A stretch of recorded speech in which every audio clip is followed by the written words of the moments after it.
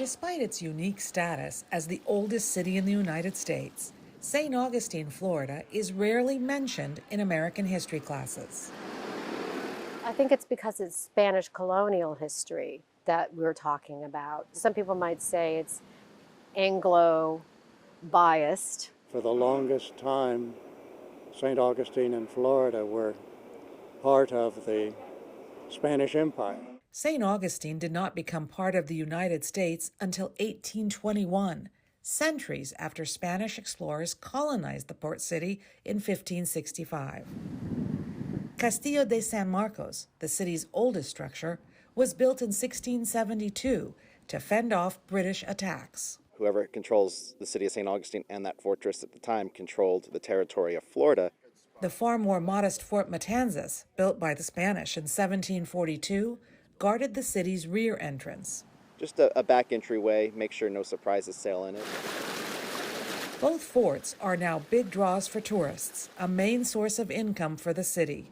More than 3 million people visited St. Augustine between July 2021 and June 2022. Stop number 10, the Lightner Museum. Many are day trippers. The city wants them to stay longer. We would like to see the cultural visitor, the civic tourist, so to speak, because we feel like they will stay longer and they will dig deeper. Most of the original buildings are gone, but the traditional Spanish-style plaza and streets laid out in a grid are lasting influences of the city's first non-indigenous residents. The narrow streets, the small city blocks, and they survive as the oldest part of St. Augustine. The buildings surrounding the city's plaza are a reminder of St. Augustine's heyday.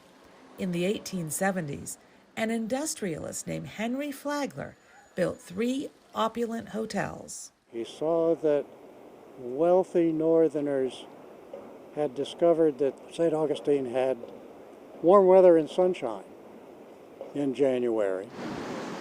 But St. Augustine wasn't a resort for the rich for long.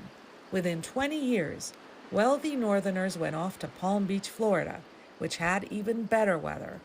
Today, only one of Flagler's original hotels, now renamed, still accepts guests. The second houses City Hall, and the third is now Flagler College.